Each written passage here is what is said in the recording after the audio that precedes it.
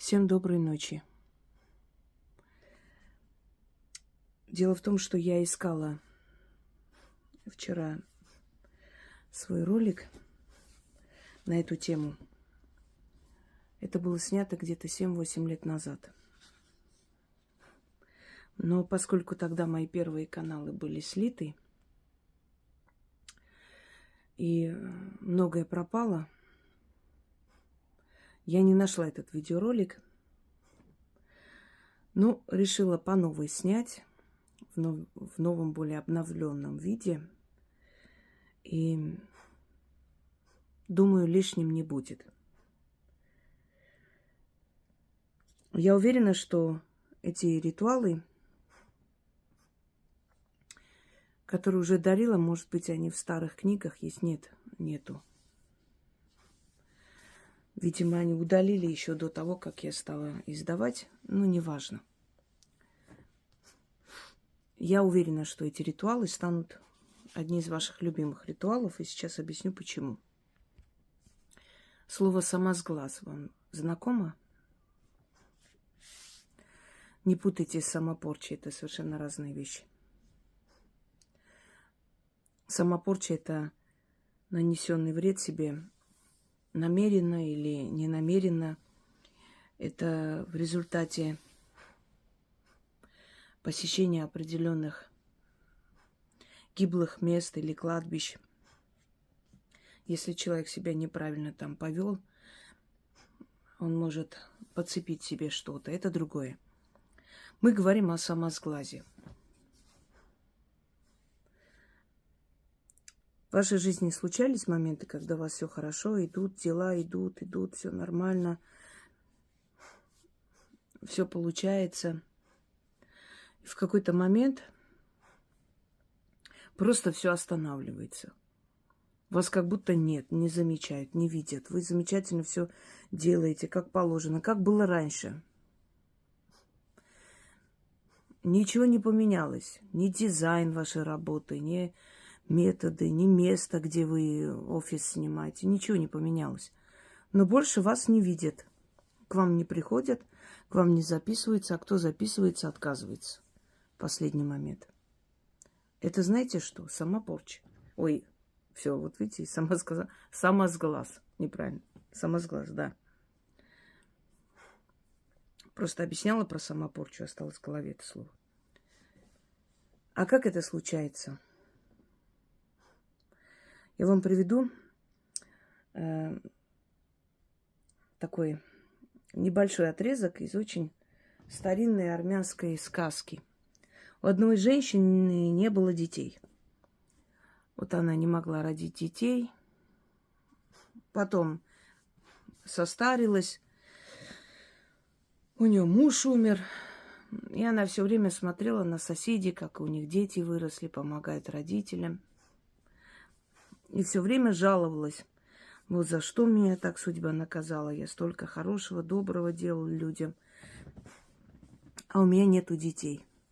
И одна ведьма пришла к ней домой и говорит, мол, вот когда будешь печь хлеб, возьми зерна, там, стряхни из себя с подола на землю и скажи там какие-то слова, и будут у тебя тоже дети.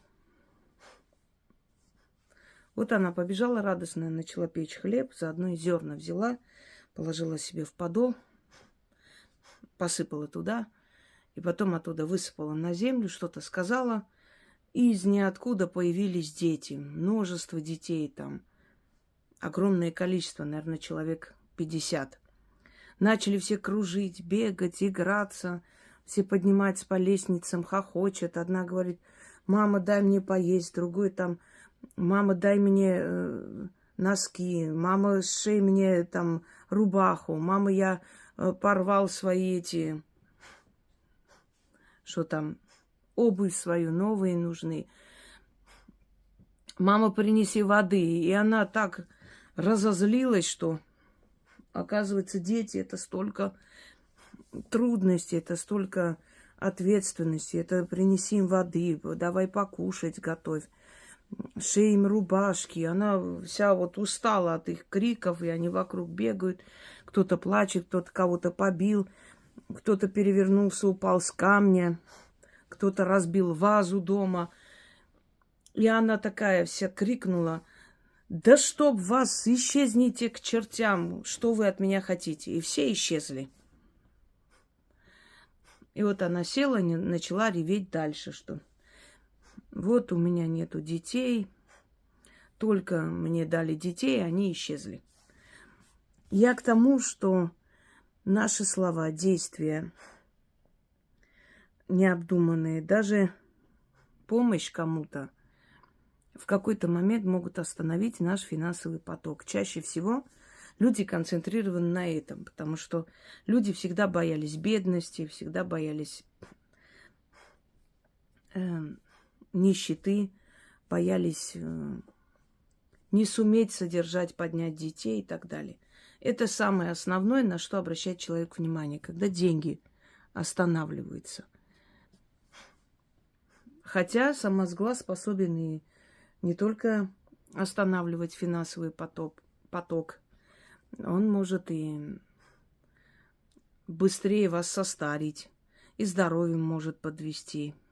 А теперь садитесь и вспомните, чем вы гордились, того у вас в жизни нет уже. Кто-то гордился своими стройными ножками, что у меня вот такие ножки красивые, не то что у некоторых. И они покрылись венами, венозной этой болезнью.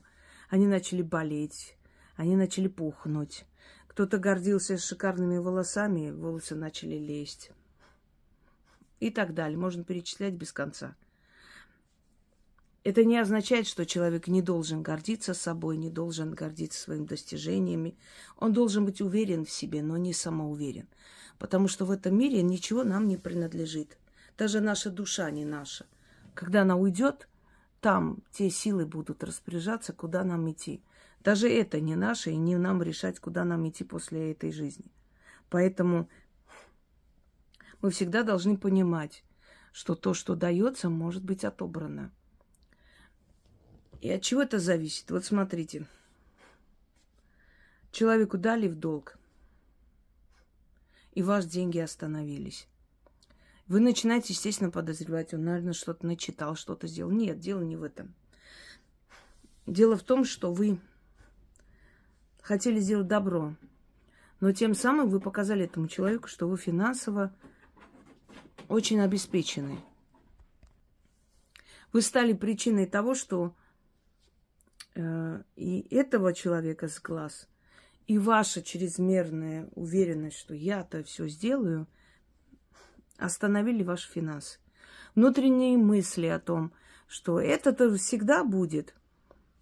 Ну, все купим, все сделаем. Деньги-то всегда есть, и они же всегда приходят, так что все нормально. Я же работаю, я же... Вроде нет причин, чтобы мы плохо жили. Вон, я работаю, деньги должны быть. Они могут остановиться. Самолюбование перед зеркалом.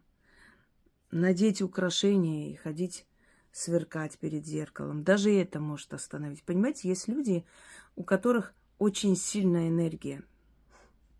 Энергетика внутренняя. То есть вот пожелали они чего-то, сбывается. Подумали о чем-то, оно получается. Подумали об обратном, получается обратное. Потом вот эти постоянные, как я устала, как мне все надоело, опять работать, как мне все это достало. Подсознание передает эти сигналы во Вселенную. Вселенная нас слышит. Ты устала, не хочешь, нет сил работать. Ну, надо остановить, чтобы ты отдохнула. И останавливается вот все то, что казалось незыблемым, и что всегда будет с вами, и никогда ничего никуда от вас не денется. Но она останавливается. Чрезмерно себя хвалить. Ну, у меня-то так не будет. Знаете, я с некоторых пор, в молодости еще, когда только появился интернет, я поняла, что надо очень осторожно писать и говорить, и выражать свои мысли. Потому что жизнь преподает урок. Вот человек там куда-то отдал свои деньги, внизу высмеивают. Ну и дурак же, ну и такой же, ну и идиот, ну как можно было поверить? Стоит написать такое. Ой, ну вот идиоты, со мной это такое не будет, а это вот такие. Обязательно, не обязательно, чтобы вас обманули, но у вас эти деньги куда-то уйдут. Что-то случится, остановится все.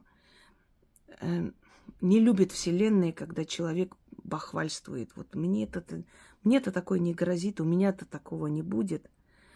Никогда не говорите этого, потому что кто-то это слышит и обязательно скажет, ну, а ты посмотри, как у тебя будет тогда, раз уж ты думаешь, что у тебя такого не будет.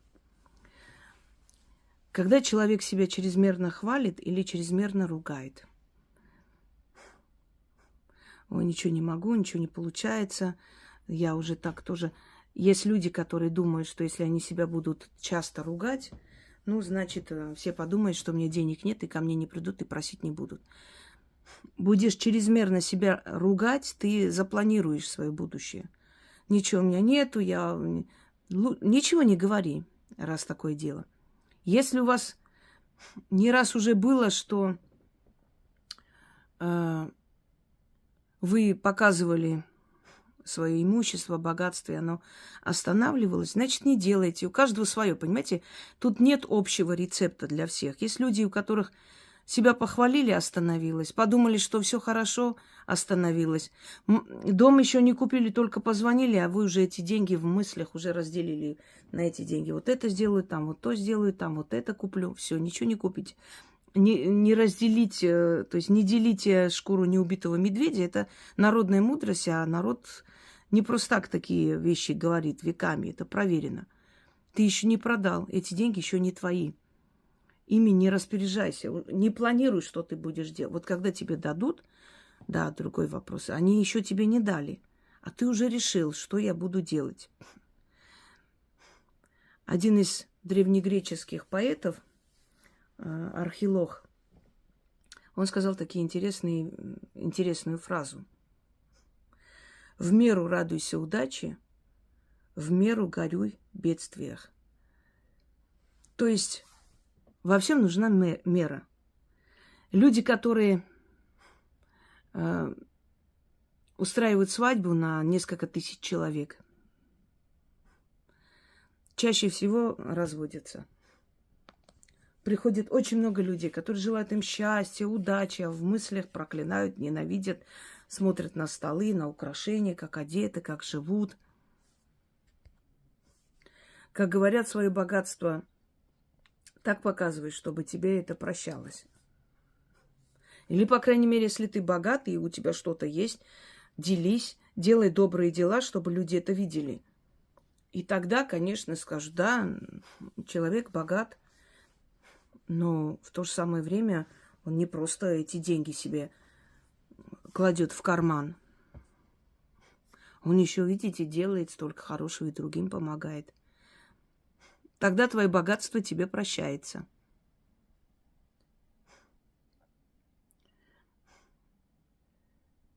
Если мы чрезмерно радуемся своей судьбе, если мы думаем, что ой, ну у меня-то вообще другая жизнь, ой, вот мне повезло, вот мне дали, вот да, вот. Это не то, что благодарность к судьбе, а это отношение.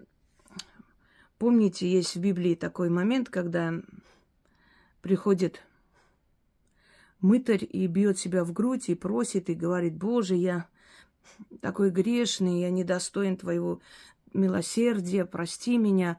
А рядом фарисей, который говорит: Боже, как хорошо, что я не такой, как этот мытарь, что я такой замечательный, что я красивый, богатый, умный, честный, что я родился в достойной семье, я такой замечательный.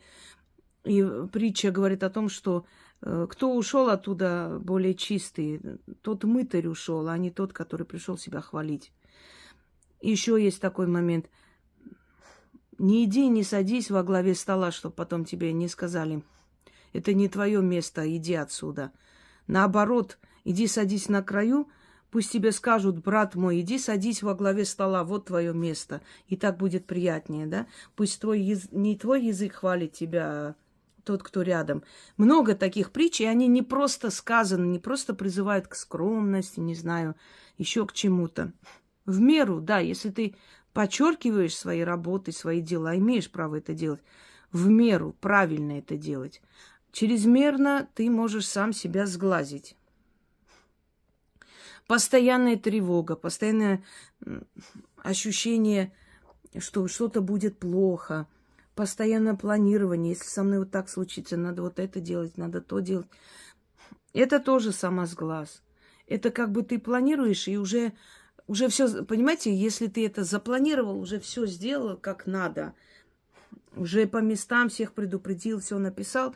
Казалось бы, все, в судьбе остается только уже выполнить то, что ты просишь, для того, чтобы вот эти усилия, которые ты прилагаешь, зря не ушли. Чтобы это все пригодилось. Все эти планы, все твои там написанные, не знаю, значит, все уже забыла. Что люди оставляют после себя, после смерти. Завещание, да, и так далее. Ненависть к себе. Вот я это заметила. Как я устала от этой жизни, как мне надоело, как это проклятая жизнь, день и ночь работаешь, никакого покоя нет, ничего. Вон люди отдыхают, а ты все время сидишь и решаешь чужие проблемы. И за это тоже могут наказать. И не раз такое было. Когда ты все время говоришь, ты призываешь на свою голову неудачи. Ты проклинаешь эту жизнь. Или, по-разному бывает. И в итоге тебе скажут: раз такое дело, жизнь тебе не нужна, значит, все обстоятельства так сложатся, что ты пойдешь, что-то с собой сделаешь. В итоге. Это я так пример привожу.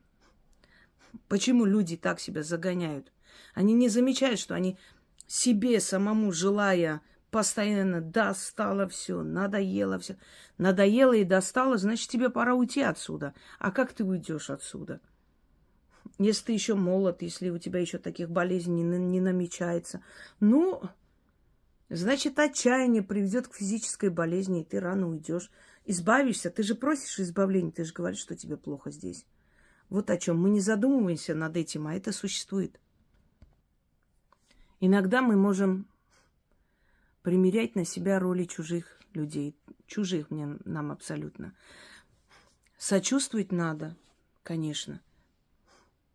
Но вживаться в эту роль до такой степени, чтобы жить этими мыслями. Мы должны понимать, что у каждого человека и спасение, и погибель наравне даются. Смотря что ты перетянешь больше. Какая у тебя склонность больше. Плакать или действовать. И поэтому, почему, по-вашему, врачи не дружат с пациентами, которых оперируют? Не особо с ними общаются, потому что у них должно быть хладнокровие. Они не имеют права на чувства. Они должны относиться к своей работе как к работе. Перед ними тело, это тело нужно оздоровить, нужно спасти, отсечь ту часть, которая гниет, и спасти это все тело. Тело не человек. Они не имеют права относиться к нему как к человеку в данный момент, пока не оперируют. Иначе они не смогут, рука будет дрожать. Поэтому они своим родным, близким не могут делать операции. Понимаете, о чем речь? Поэтому сочувствуйте, помогите, но не садитесь и не ревите рядом с этим человеком, а дайте совет, дельный совет, строгий иногда, приведите в чувство, дайте денег, решите их проблемы, если можете, но хладнокровно и спокойно, уравновешенно, потому что когда человек чрезмерно на себя берет вот эту роль, он обязательно пострадает от этого. Он занесет эту судьбу на себя, на свою голову. Есть еще один момент. Вот это шастание по всяким форумам гадательным. Я об этом уже говорила и снимала. Интернет-гадание. У вас все нормально в жизни, у вас идет равномерно. Ну, как должно быть, вроде неплохо. Вы ради интереса сидите, смотрите первый вариант, второй вариант. И вот второй вы выбрали, второй, а там второй вариант вам сказали: хана, все будет плохо. Вы идете с этими мыслями. Эти мысли начинают менять ваше подсознание. Подсознание начинает менять тонкий мир вокруг вас. Вы действительно притягиваете неудачи. Я почему говорю людям: если у тебя все хорошо, зачем искушаешь судьбу? Зачем лезешь узнавать? Женщины, которые гадают на мужиков, всегда прогадывают их. Они всегда одиноки. Вот кто-то появится в жизни, сразу бегут по гадалкам. Ой, Вася будет со мной, это моя судьба, это мой человек, не мой человек. Везде суются, и в конце концов он уходит. И так всегда. Любой появляется, сразу бегут по гадалкам смотреть.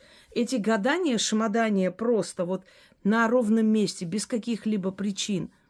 Идите узнавать, что у вас, если у вас действительно начались в жизни проблемы. Если их у вас нет, проблема не в том, что вы там, знаете, не знаю, нечаянно ударились, и рука болит, ой, может, меня сглазили или порчей испортили. Нет. А вы чувствуете, что ну просто друг за другом идут, одно, второе, третье. Что такое вообще? Просто так на ровном месте не бывает. Что-то здесь не то. Вот это другой вопрос. А когда у тебя нормально все, ты только начинаешь встречаться с этим человеком, дай ему время и себе тоже понять, это твой человек, не твой. Нет, бегут по гадалкам. Ничего хорошего не будет. Будет тот самый самосглаз.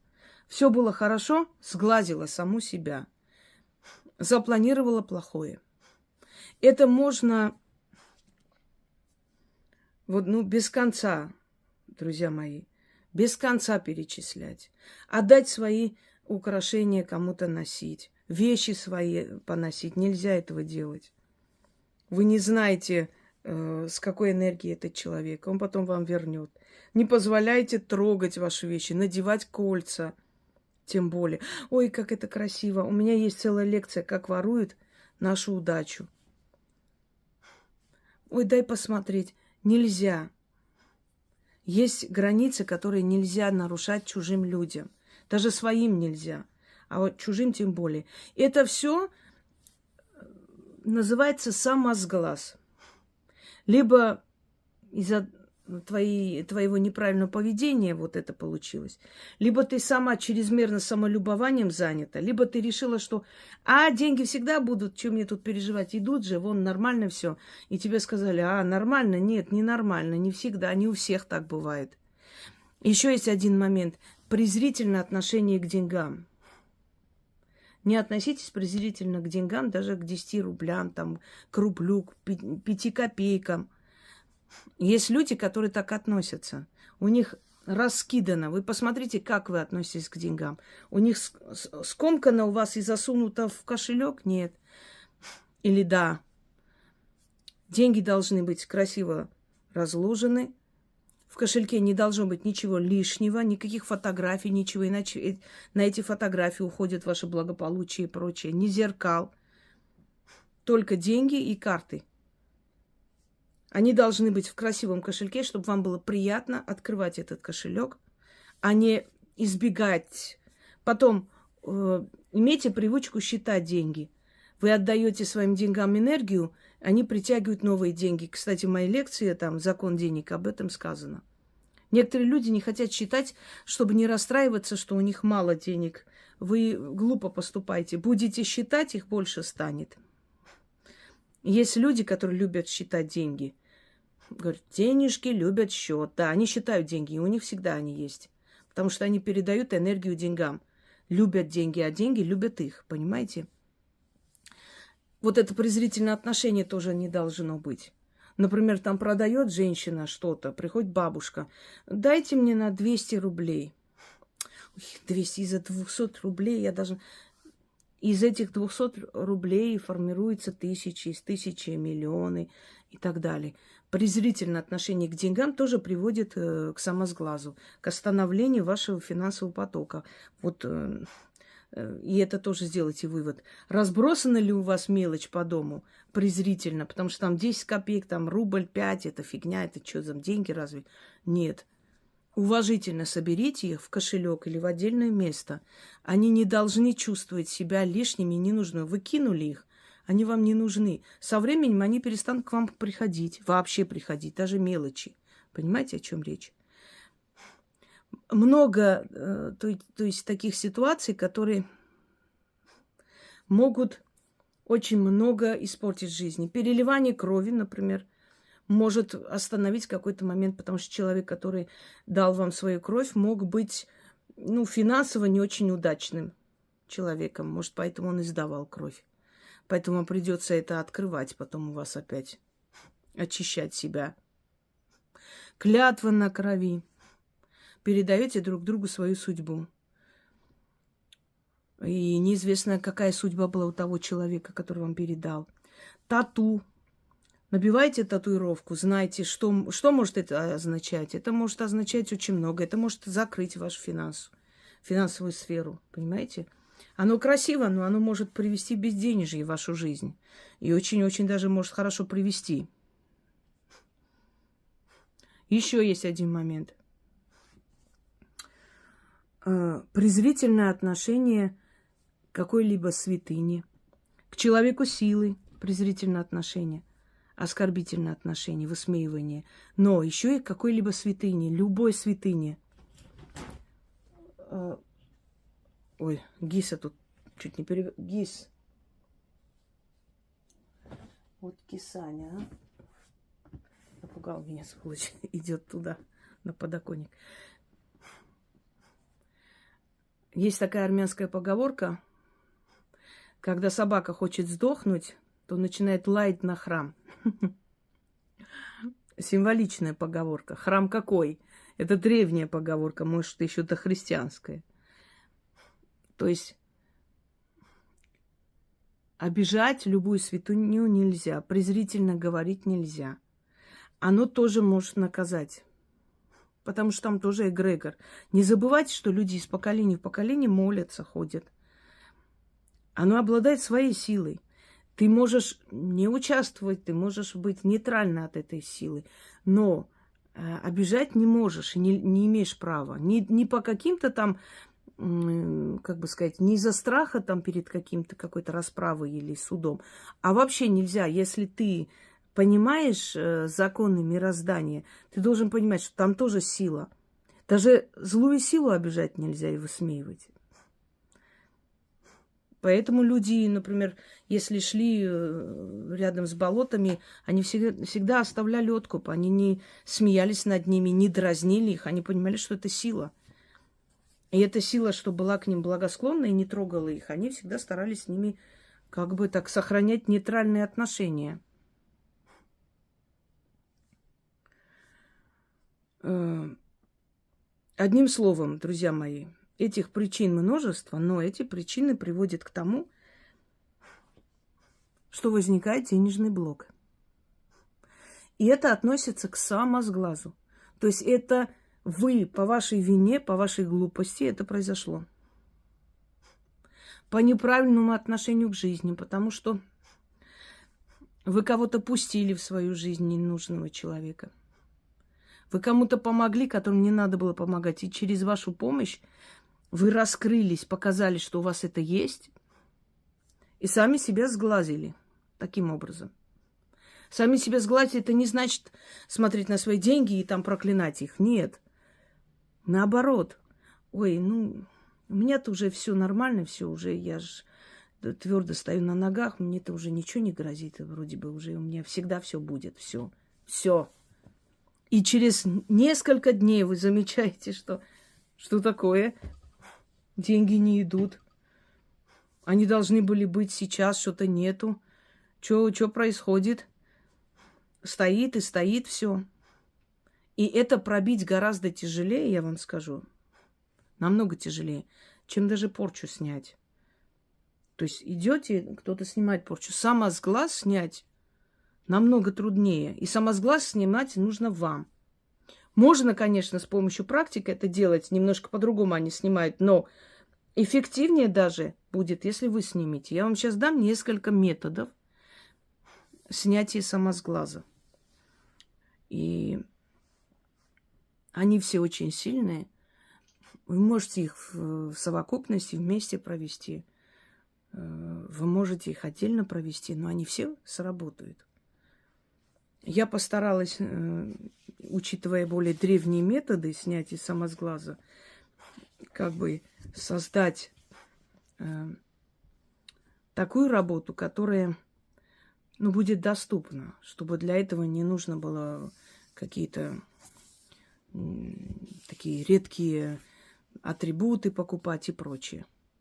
Итак, начнем. Итак, если у вас дела шли хорошо и в какой-то момент остановились, не спешите искать виновника на стороне. Не всегда порча, проклятие и даже сглаз другого человека в этом виноват. Иногда мы сами можем себя сглазить.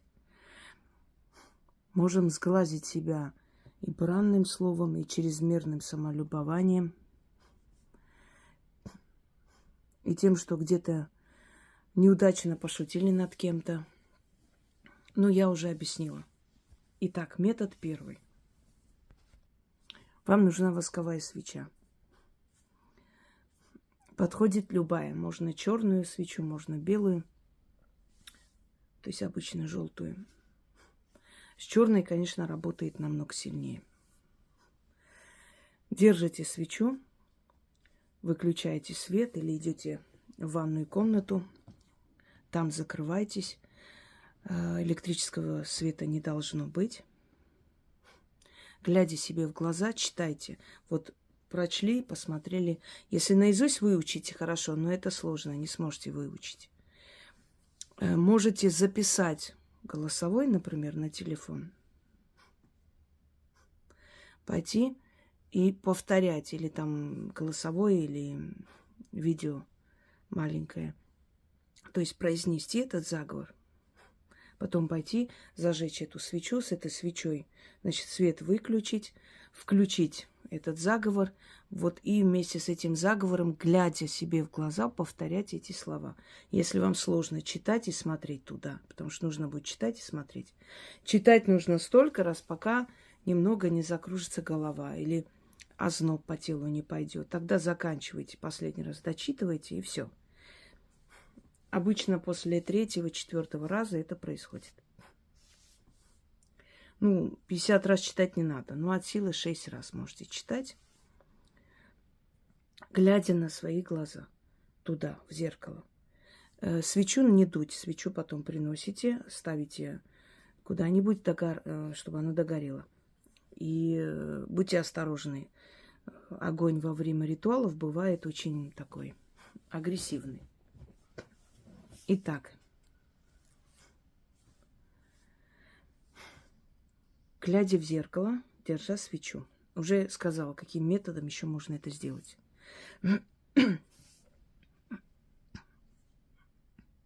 Глаза мои, в глаза мне смотрите, оку око зрите.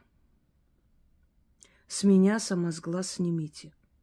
Не злитесь, не бронитесь, лихо мне не чините, не вредите, а зло из меня гоните. От своего сглаза себя отчитаю. От своего сглаза себя очищаю. Да от самосглаза себя саму спасаю. От сглаза своего, не чужого, а от сглаза родного. Сойди, уходи, назад не приходи. Заклято. Глаза мои, в глаза мне смотрите, оку око зрите. С меня самосглаз снимите. Не злитесь, не бронитесь.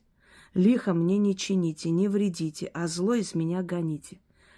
От своего сглаза себя отчитаю. От своего сглаза себя очищаю. Да от самосглаза себя саму спасаю. От сглаза своего, не от чужого, от сглаза родного. Сойди, уходи, назад не приходи. Заклято. Проведите несколько дней. 3 дня, 6 дней. Обычно начинает пробиваться сразу же. На следующий день уже чувствуете результат. Но лучше для профилактики сделать несколько дней кряду. Вечером естественно, вечером или ночное время, когда солнце село. Еще раз. Глаза мои, в глаза мне смотрите. Оку око зрите.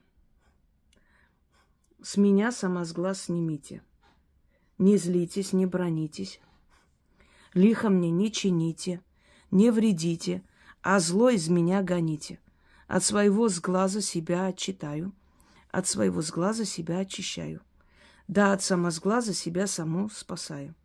От сглаза своего, не чужого, от сглаза родного, сойди, уходи, назад не приходи. Заклято. Это первый метод. Второй. Итак, метод номер 2.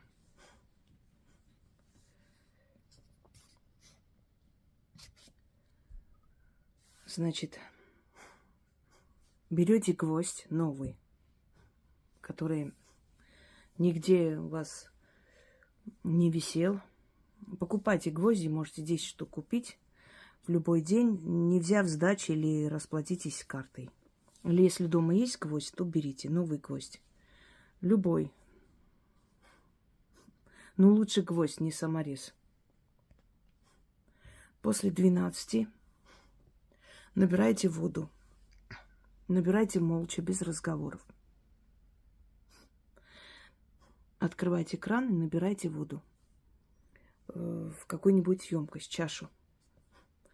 Ставите на стол, зажигайте свечу. И 6 раз над этой водой говорите следующие слова. Гвоздь нужно положить рядом и платок или кусочек ткани, опять же, чистой ткани, которая не использовалась нигде. Положите рядом, над водой скажите 6 раз вот этот заговор. Пеший монах с горы Кудыкиной шел, всех хвалил, али бронил, всем с глаз навел, сам снял. Да дальше пошел. Так и я с глаз сниму и дальше пойду. Не оглянусь, неудачам не дамся, кручине не сдамся. Заклято. Пеший монах с горы Кудыкиной шел, всех хвалил, али бронил. Всем с глаз навел, сам снял, да дальше пошел. Так и я с глаз сниму и дальше пойду. Не оглянусь, неудачам не дамся, кручине не сдамся. Заклято. И еще раз. Пеший монах с горы Кудыкиной шел, всех хвалил, али бронил. Всем с глаз навел, сам снял. Да дальше пошел. Так и я с глаз сниму и дальше пойду. Не оглянусь, неудачам не дамся, кручине не сдамся. Заклято. 6 раз не буду читать. Вот начитали над водой. Кидаете гвоздь. Кинули гвоздь в воду. Черпайте правой рукой, черпайте и выпейте воды чуть-чуть оттуда. Потом берите платок, намочите в этой воде и, протирая лицо, руки, ноги, ну так символично протирая, не надо вам там голые сидеть. Просто протирая руки, ноги, лицо, читайте. Один раз прочитали, еще раз макнули туда, снова, значит, начинаете протирать руки, ноги, лицо. И начитывайте. 6 раз вы должны это сделать. После чего воду вместе с гвоздем надо вынести и вылить на землю. Желательно за домом вылить. Если вы живете в квартире, вы можете вылить в канализацию. Но учтите, сильнее сработает, если вынести из дома и вылить где-нибудь. Поэтому можете набрать в банку, например, на следующий день маленькую баночку, рассчитывать, сколько там воды будет. На следующий день где-нибудь выйти, открыть банку, вылить, а банку потом выкинуть в мусорку. Можете так сделать. Потому что оно и так сработает, и так сработает. Но особенно сильно срабатывает, когда отдается земле. Почему говорю в канализацию? Потому что оно в любом случае идет к земле. Все равно оно уходит туда. Но лучше так. Платок куда-нибудь надо повесить. Когда она высохнет, ее надо сжечь. Ее надо сжечь. Это можете сделать дома, сжечь где-нибудь в какой-нибудь емкости. Поэтому возьмите не огромный платок, а маленький такой платочек, который можно сжечь. И точно так же пепел либо отдаете в воде, ну вот, выливайте дома, пускайте в канализацию, либо точно так же пепел отдельно куда-нибудь насыпаете и выносите вместе с этой водой, сыпите на землю. На землю она сработает сразу же. Вот 100% раскроется. Если дома сделать, оно сработает процентов на 70. Если будет нужно, через некоторое время этот ритуал повторите. Вот это можно сделать неделю, там, 2 раза, 3 раза, если у вас прям сильно все закрыто, и оно начнет открываться. Ну, бывает, продавали, потом, ну, ни в какую. Радовались, там, ой, столько денег, и пересчитывали, а потом раз, и все, сглазили себя. Оно сильнее иногда, чем сглаз извне. Почему? Когда сама сглаз снимается, оно более сильно снимается. Почему? Потому что я уже объяснила, что сама сглаз, он отовсюду собирается. И через людей. Но виноват в этом в итоге ты.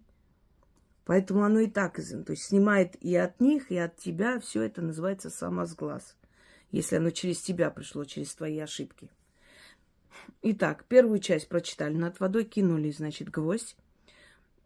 Почерпнули, выпили, пока платок туда не смакнули. А потом, значит, макайте туда платок. Можете чуть-чуть выжать и протирайте лоб, лицо, там, руки, ноги. Опять прочитали снова 6 раз. После чего эту воду можете вылить в канализацию. Платок куда-нибудь повесьте, если она высохнет в течение нескольких там часов или минут. Платок нужно сжечь. И пепел точно так же утилизировать. Но лучше, если вы это все сделаете, вынесете и вылейте в любом месте, вне дома, значит, на землю. Но, может быть, вот в первом варианте сработать не хуже, чем во втором. Это тоже учтите. Итак, говорим. Я сама себе натворила, сама отходила, сама вытерла с лица, с тела, с колен, с локтя, с кости до с крови. С глаз пройди, и затем монахом вдогонку иди. Заклято. Опять смакнули, значит, и начинаете вытирать лицо, руки, ноги, и при этом читая. Я сама себе натворила, сама отходила, сама вытерла с лица, с тела, с колен, с локтя, с кости, да, с крови, с глаз пройди, да, затем монахом вдогонку иди. Заклято. То есть 6 раз первую часть, потом кинули гвоздь, подчерпнули, выпили воды, остальное с этим платком.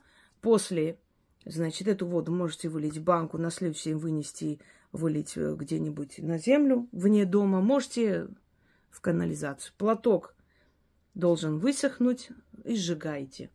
Все. И третий метод. Третий сильный и требует от вас немножко выдержки, ну и желание быстрее избавиться от всего, что вы сами себе натворили. Итак, значит, вам нужно пойти на погост,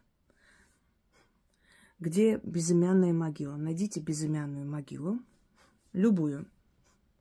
С собой вы должны отнести луковицу, нож не из дома. Купите нож, не торгуясь. Или, опять же, картой оплатите, или отдайте полную сумму. Обыкновенный ножик. Здесь вот разницы никакой. Обычный кухонный маленький ножик. Желательно, конечно, чтобы она была деревянная, но если не найдется, можно и такое. Сладости. И, значит, 4 свечи. Идете на кладбище. Ставите 4 свечи таким образом, чтобы крест образовался на могиле. Перекресток в разные стороны. Зажигаете. Разрезаете эту луковицу крест-накрест. И закапываете эту луковицу по 4 сторонам могилы. 2 там, где ноги у покойного, 2, где голова. То есть поняли. Ну вот с 2 сторон, с одной стороны, с 2 сторон, с другой стороны. По 4 сторонам образуется такой треугольник. А свечи ставите, ну, не по 4 сторонам, а как крест, чтобы образовался посредине могилы. Надеюсь, поняли. Значит, в разные стороны посредине могилы. А лук закапывайте чуть подальше. Прям вот, чтобы образовался вот такой четырехугольник, а внутри крест из свечей. Здесь крест не в христианском знаке имеется в виду. Здесь перекресток дорог, который должен открыться благодаря вот этому ритуалу. Вот о чем речь. 4 раза начитывайте, каждый раз кланяясь могиле. Становитесь, значит, у изголовья. Там, где не камень. Камень ставится у ног. Становитесь у изголовья, то есть смотрите на камень или смотрите на крест. И крест, и камень ставятся у покойного, значит, где ноги, возле ног. Становитесь, кланяйтесь вот этому памятнику, какой бы он ни был. Разрушенный, деревянный или старый там какой-нибудь. Но он должен быть, естественно, безымянный. Там не должно быть имени. Это очень старая могила. Мы работаем здесь и с душой этого мертвого, потому что его давно не помянули. Понятное дело, обросшая могила, все. И как бы и не помянули давно, он рад бы вам помочь за то, что вы ему принесли угощение. И в то же самое время с землей, с мертвой землей, которая не только убивает, но и может убить и неудачи в том числе. Мы ему оставляем с определенным посылом, с определенной такой, как бы сказать, планируя свое будущее именно там, чтобы вот связать одну истину с другой. Вот как ты умер, так чтобы вот умерли мои неудачи. Что-то в этом роде. Да, у нас еще один метод есть, я забыла. У нас 4 метода, да, здесь приводится. Итак, все это сделали. Нож положите рядом с могилой. Разверните эти сладости, конфеты, положите на могилу рядом со свечами. Зажгите эти свечи, кланяйтесь могиле, 4 раза прочитайте и выходите и уходите, не закрывая ограды, без оглядки. Даже если вам покажется, что кто-то позвал или что-то там, постарайтесь, конечно, ничего не забыть. Сумку, все, что у вас есть, схватили, взяли и ушли. Это тоже очень быстро сработает и очень быстро откроет ваши дороги. Начнем. Мертвяк, тебя привели сюда, похоронили, оставили и забыли. А я привела сюда свою беду, самосглаз и кручину. Ты знаешь причину. Ты сам глазлив, сам себя сглазишь и не заметишь. Вот мой самосглаз тоже забери, в гроб свой положи. Мой самосглаз да тебе в глаз, в твои кости, в твой прах. Тебе моя кручина и страх, а мне жить и ходить на своих ногах. Жить да не тужить. Свой самосглаз тебе оставляю. Тебе тут лежать, а мне бежать. Истинно так. Мертвяк, тебя привели сюда, похоронили, оставили и забыли. А я привела сюда свою беду, самосглаз и кручину. Ты знаешь причину. Ты сам глазлив, сам себя сглазишь и не заметишь. Вот мой самосглаз тоже забери, в гроб свой положи, свой самосглаз, мой самосглаз да тебе в глаз. В твои кости, в твой прах, тебе моя кручина и страх, а мне жить и ходить на своих ногах.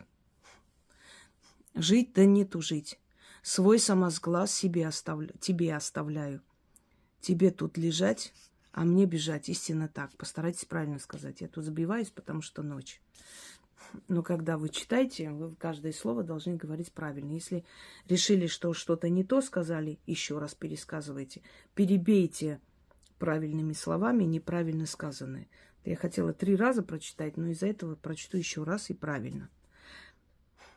Мертвяк тебя привели, сюда похоронили, оставили и забыли. А я привела сюда свою беду, самосглаз и кручину. Ты знаешь причину, ты сам глазлив, сам себя сглазишь и не заметишь. Вот мой самосглаз тоже забери, в гроб свой положи. Мой самосглаз да тебе в глаз, в твои кости, в твой прах. Тебе моя кручина и страх, а мне жить и ходить на своих ногах. Жить да не тужить, свой самосглаз тебе оставляю. Тебе тут лежать, а мне бежать. Истинно так. И уходите. Кстати, хочу сказать, что самосглаз может влиять на жизни ваших детей в том числе. Сильно обрадовались за них, похвалили перед кем-то, сказали, что он такой молодец у вас, все у него хорошо. Это не говорит о том, что вы не должны говорить о хорошем, но знайте, с кем говорите и где говорите. И говорите осторожно.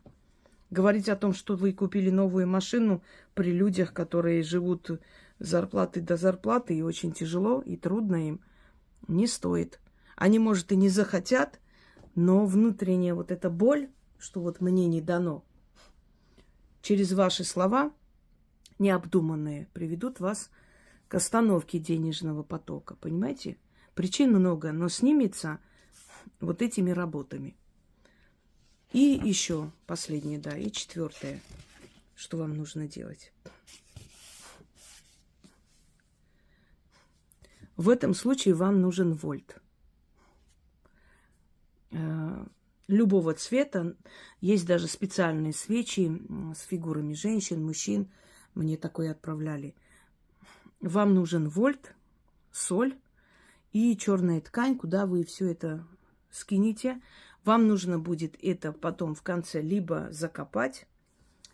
Но сейчас, поскольку зима, сейчас можете оставить под деревом, но оно сработает, конечно. Но чтобы оно сработало в полную силу, лучше, конечно, это закопать. Ну, не очень глубоко, просто там сделать немножко. Взять какую-нибудь специальную лопату, есть маленькие, купите и с собой носите в таких случаях.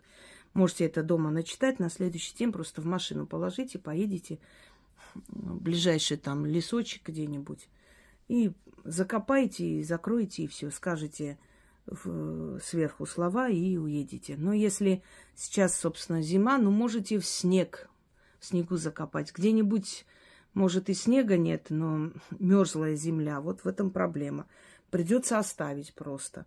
Но знайте, что желательно такое закапывать. В этом случае отдать земле, чтобы оно ушло. Итак, сейчас я подготовлю и, значит, 4 часть. 4 часть вам покажу. Нет, друзья мои, наверное, я без подготовки сегодня сделаю. Я просто поняла, что уже поздно, скоро 2 часа. И усталость одолевает. Я вас научу, вы сделаете сами. Итак, восковая фигура. Вы сами можете слепить из нескольких свечей, сделать восковую фигуру. Но так, чтобы был фитиль, и эта фигура должна догореть. Значит, емкость. Сыпите соль, любую соль, можно морскую, крупную, мелкую соль. Ставите эту фигуру, зажигаете и читайте над этой фигурой 6 раз. После чего это нужно перевернуть на черную материю. Можете взять старые алтарные ткани, которые вы уже использовали, которые уже... Я обычно именно ими и пользуюсь, когда они уже свой срок как бы изжили себя. Я их вырезаю, и для таких работ я просто туда завязываю и выкидываю. Рассчитайте такой отрез ткани, чтобы туда поместилось это все, перевернуть туда и крест-накрест можно завязать, можно как угодно завязать, неважно. И вот этот сверток потом нужно будет на следующий день вынести, оставить под деревом, либо закопать. Без слов, без никаких монет, ничего не нужно. Поскольку земля едина, и мы отдаем земле, как отдают покойного в мир мертвых. То есть мы хороним эту неудачу. уносим. У меня очень много таких работ, отпеть неудачи и так далее. Это все взято из народных поверий, обычаев, обрядов. Вы иногда поищите, смотрите старые работы в том числе, они не менее сильные. Просто их много, наверное, лень искать. Ну, просто наберите «Чистка от неудач», «Ведьмина изба» и так далее. Найдутся вот, то есть выйдут эти работы. Они все созданы именно благодаря этим обычаям, традициям. Это после меня начали всякое там создавать, писать, мои работы переделывать, старые брать, с одноклассников брать. Ничего нового не создано ими. Поэтому я просто хочу вам сказать, почему оно срабатывает, потому что соответствует тем критериям, правилам, по которым магия существует. И вот по этим критериям и правилам оно и создано. Вот и срабатывает. Только делайте правильно все. Значит, заговор следующий. Стоит град. Град на погосте. Там лежат кости. Град костяной. А по граду течет река ярая. И в той реке жир восковой. В том граде те, кто мертвые да покойные. На их оградках цветы да ленты черные. В тот град с глаз мой уходит. Копытами цокает, когтями клокает. Воском туда с глаз мой утекает, бежит и уплывает. Дождем проливается, мертвые той водой умываются, бедами моими подтираются. С глаз мой и кручину себе забирают, и ко мне беда не возвращается. Вот когда я говорю, что иногда магия и религия взаимосвязаны, я и как раз про это говорю, потому что такие заговоры появились после того, как пришло христианство, и когда мертвых начали хоронить, и они кремировать. Вот оно, взаимосвязь. Если придет время и не будет этих могил, эти заговоры уже так сильно не сработают, потому что не с чем связывать энергетически. Если кому интересно, как составляются заговоры, вот смотрите, ключ, замок, язык. Я там очень подробно объясняю, чтобы вы поняли. Мы создаем реальность в тонком плане, сюрреальность называется. Параллельно с нами это создается. А потом эта реальность переходит в наш реальный физический план. Вот и получается, да? Есть погост пока, есть кладбище, значит, она сработает. Значит, действительно, оно идет на кладбище через ту землю, куда мы закопаем или положим на эту землю, и она уйдет. И вот мы один догмат связали с другим, поэтому срабатывает. Я вам объясняю, чтобы вы понимали всю технику, как это работает. Чтобы вы не вслепую делали, а привыкли в своей жизни все анализировать, сопоставлять и понимать, зачем и чего вы делаете. Когда человек осознанно идет на какой-то шаг в своей жизни, это человек как бы разумный называется. Итак, стоит град на погосте, там лежат кости. Град костяной, а по граду течет река ярая. В той реке жир восковой, в том граде те, кто мертвые да покойные. На их оградках цветы да ленты черные. В тот град с глаз мой уходит, копытами цокает, когтями клокает, воском туда с глаз мой утекает, бежит и уплывает, дождем проливается, мертвые той водой умываются, бедами моими подтираются, с глаз мой и кручину себе забирают, и ко мне беды не возвращаются. Можете в конце говорить заклято, здесь не обязательно, потому что это не конец еще. Есть еще завершение ритуала. Еще раз. Стоит град. Ой. Вот пока горит, значит, пока плавится вольт, вы читаете. Стоит град на погосте. Там лежат кости. Град костяной. А по граду течет река ярая. В той реке жир восковой, в том граде те, кто мертвые да покойные. На их оградках цветы да монеты, ленты черные. В тот град с глаз мой уходит, копытами цокает, когтями клокает.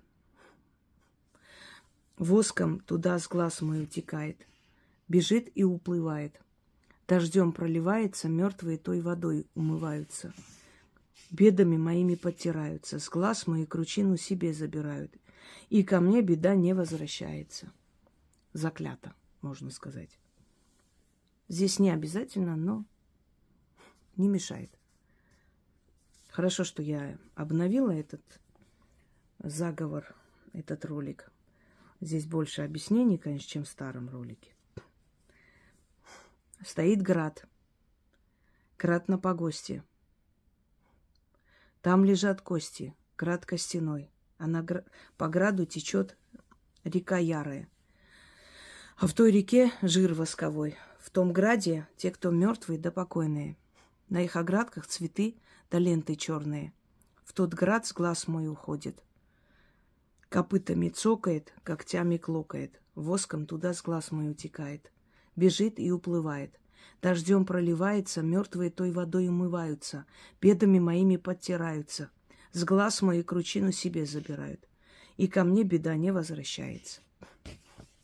6 раз сказали. Воск растаял. Тут ножками своими, лапками меня пинает, лежит. Вот, растаял. Перевернули это все на черную материю, завязали этот узелок и спрятали куда-нибудь до следующего дня. На следующий день закапывайте или оставляйте на земле со словами: «Восковая кость, неживая трость. В землю уходи, с меня с глаз забери, заклинаю». 6 раз. Восковая кость, неживая трость. В землю уходи, с меня с глаз забери, заклинаю. Опять восковая кость, неживая трость. В землю уходи, с меня с глаз забери, заклинаю. 6 раз сказали и ушли без оглядки. Вы можете эти все работы делать. На кладбище, конечно, не часто надо делать. Можно, если прям вот очень сильно, можно раз в 3 месяца провести. Не часто. Значит, некоторые я уже объяснила, насколько часто можно провести. И вот эту работу тоже можно провести несколько раз в неделю. Точно так же отнести, закопать с такими же словами. Можно, но иногда нет необходимости. Иногда очень быстро это срабатывает.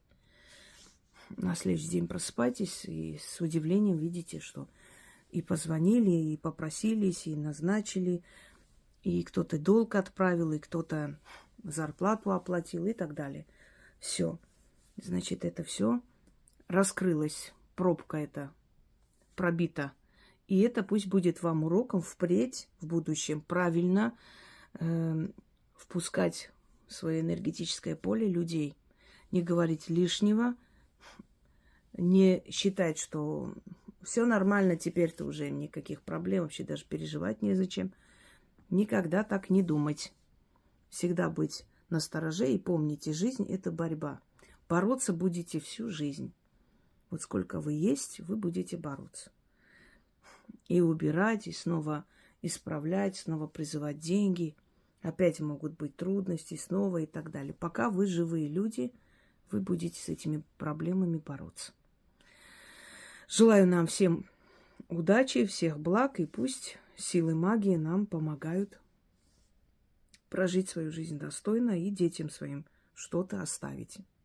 Всего хорошего.